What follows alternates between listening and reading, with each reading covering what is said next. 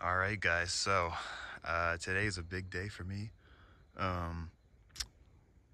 I bring you my latest purchase, which I feel like I just said because I just made a video on my E39 that is about to get sold because I bought this.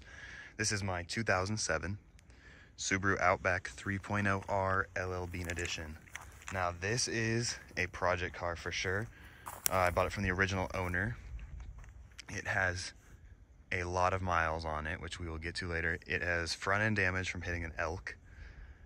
It has oil leaks, but I got it for a pretty fair price based on the condition and age and mileage. I would say I wouldn't say I got the best deal, but I will come out and tell you I paid $1,600 for this car. So you guys can be the judge of whether or not I got a good deal, but this is going to be probably the new long-term second car for me. In addition to my Forester XT, this is going to be what I have. I'm going to stop buying a bunch of cars. We're going to settle down, put some love into this one, and keep it for a while. So without further ado, I'll show you around. We'll give it a start up. I'll give you a minor tour of what's wrong with it, and just keep in mind it has been sitting for probably the better part of 5 years at this point. So today I drove it home, and that was the first time this car had started in 2 years, which, funny enough, I tried to buy it off this guy 2 years ago and he wouldn't sell it to me, but I came back with more money 2 years later because I really wanted it, and here we are. He said yes, we got the car. So we'll start off with the damage.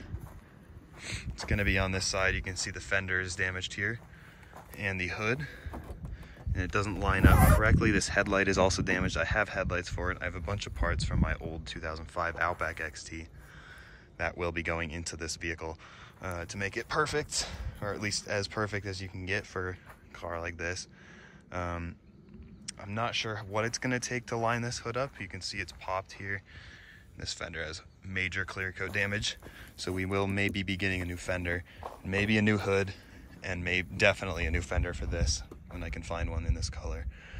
But it does latch. I don't know, it doesn't seem like there's major core support damage. I think it's literally just the hood warped, or the main latch for the hood is bent back so it doesn't go all the way down.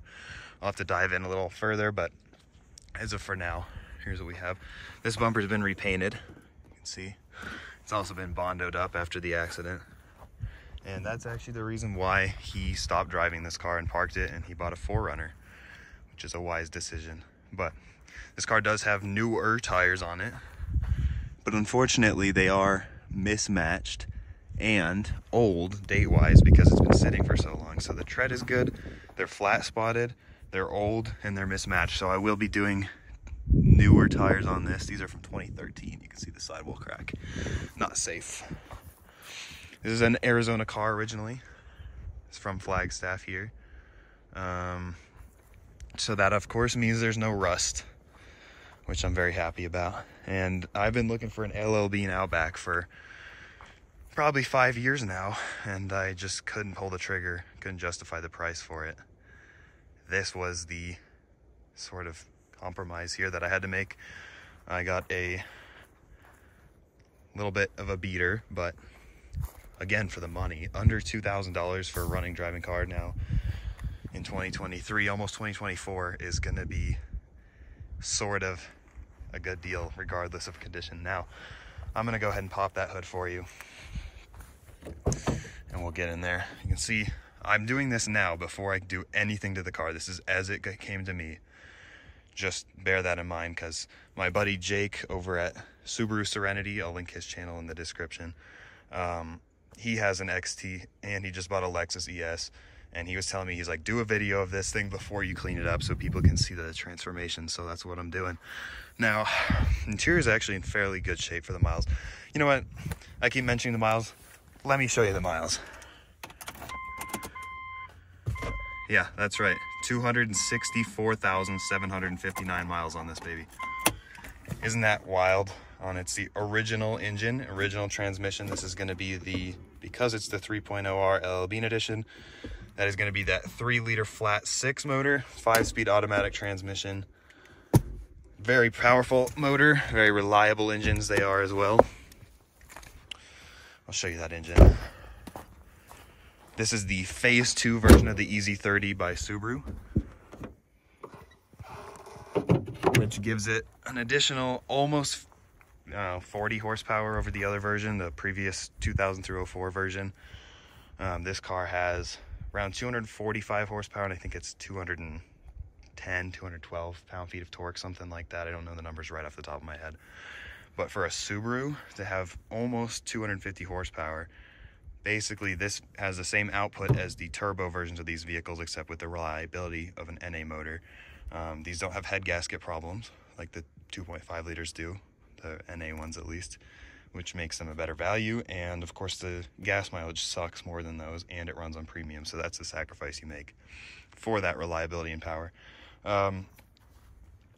We do have some leaks here. Looks like this power steering pump is leaking a little bit, and I will say the timing covers are leaking. Like every single one of these, it's leaking. So depending on the severity of the leak, which I will find out eventually, that will determine whether or not I fix that soon or if I fix that in the future. But I am planning on keeping this car fairly long term, so yeah. It's obviously dirty under here. It's been sitting for many years. The only thing I've done to this car since I bought it was I threw my old Interstate from my XT, which is leaking battery acid, and it's from 2016, but it works. So that's all I have to say. Sorry about that, folks. I had someone coming down this hill, trying to make sure I was okay with my hood open. This car, being the L.L.Bean Edition package, you get these nice gunmetal 17-inch wheels, which is a step over the 16-inch base models. You get the huge pano sunroof. You get the 5-speed automatic versus the 4-speed automatic, which is far superior in terms of off-road capability. And I think the overdrive gear on this is a little bit better for the highway. I don't really know. But it is a more advanced all-wheel drive system in this than the 4-speed. With a 4-speed has a transfer clutch coupling. This has a planetary gear set, I think, so it's like an actual center differential, if I remember correctly, versus the clutch pack style one from the 4-speed autos. So that's the difference there. I'll show you around the interior just a little bit, and then we'll start it up. One thing I will mention, this mirror, I'm missing the glass here. I might replace the mirror, or I might just get the new glass. We'll see. We've got leaves and stuff from it sitting outside for 2 years not being driven. The sunroof does have a crack. Now I can get glass for this. Depending on my pricing on that will depend on how or whether or not I get this, because it doesn't leak and it doesn't go all the way through. You can't feel these on the inside. So purely cosmetic, but I would like to get that fixed. Interior is fairly dirty. I mean, it's consistent with the age and mileage of this car, especially because it's been sitting. That's a little bit broken. It comes apart. It's very broken, actually, and it's super nasty, so I'll try to get another one of these if I can. This is all dirty and stuff, but you have a roll top lid in here with the cup holders. It says double heated seats in the front, standard on all Outbacks of this age, or this era, but it's nice to see here too. Passenger seat is not cracked, no damage on it. No damage on either of these other than those 2 spots on that seat, which I find really surprising based on the mileage of this car. Got some little skis down there, but it's just mostly dirt. I'm gonna be detailing this car, so I'm not super worried about it. And I think most of these, if not all of them, will come out super well. Now, yeah, you could just see all of this stuff. There's all this dirt everywhere. Back seats are in almost immaculate condition, other than just a few dings and the dirt level on here. You can see my sun visor back here because that is broken up there for the driver's side. What else do we have here? I'll pop the trunk for you guys, or I guess it's the hatch. You can see that L.L.Bean Edition logo there. Now, I will say, I'm gonna be doing a series on this car. Probably do a video showing detailing and all the maintenance I do to this thing, because I know there's a huge following behind these cars.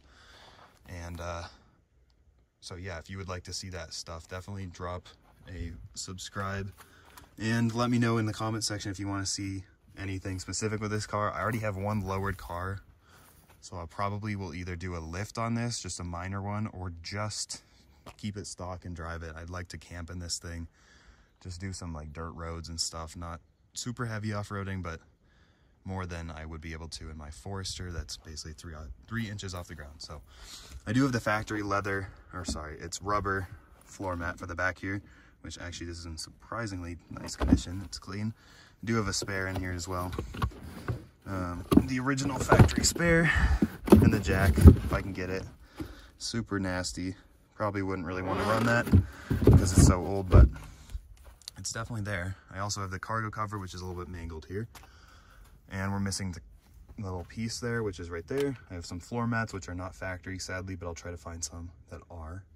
I also have the other piece for that cargo divider down here, so it actually will hide all of your stuff. It looks like this car does have tint as well, which is nice, at least on the rear.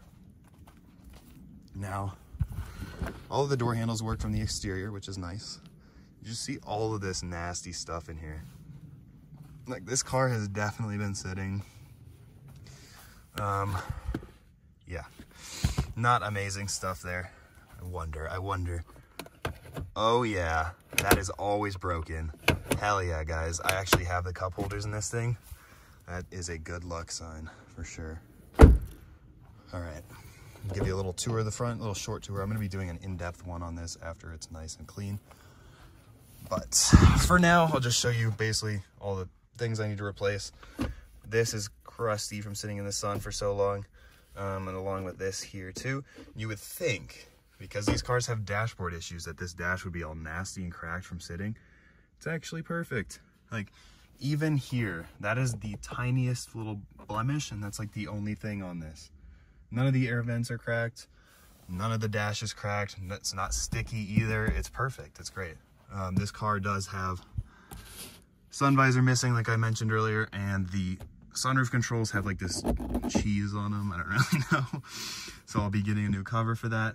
And then, let's see, what else is broken in here? We got a knob for the mirror adjuster that I need to get a new knob for. This car does have heated wipers, and it has traction control, which is crazy for a car like this. So this car might, if you guys know more than I do, it might have the VDC package, even though it is an L.L.Bean car, because it has traction control. I've never seen one of these with traction control. Unless it's a VDC car. So let me know if you know. I don't know, but I would love to. Show you that crack in the moonroof. This is a huge moonroof, by the way. It goes hella back into the back seats. So yeah, but you can't feel it. It doesn't go all the way through, so it doesn't leak from that. It's just basically 100% cosmetic. But again, I would like to replace that if it's possible. So, yep. And then I had a few more things. I'll start it up for you guys, actually. This is on 2 or 3-year-old or 5-year-old gas, and it runs really good for that. Knowing that I only have one key, by the way, and it's this style. This has a nice little red ring around there, and the gauge sweep, which is always nice on these Subarus. Starts right up. I have half a tank of old gas. It smells like varnish.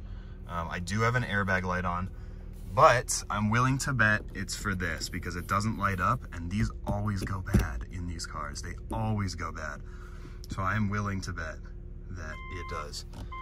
264,000 miles again. Down here we have our little temperature display, miles per gallon thing.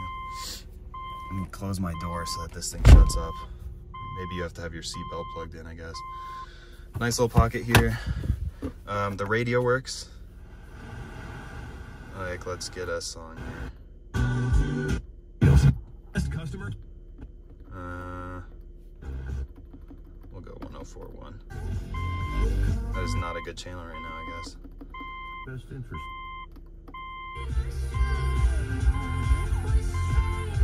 So it works. The air conditioning and heat both work. Okay, that's really annoying. You can see why people do the little thing with the seatbelt here to make it stop making noise. You see all this cheese on here?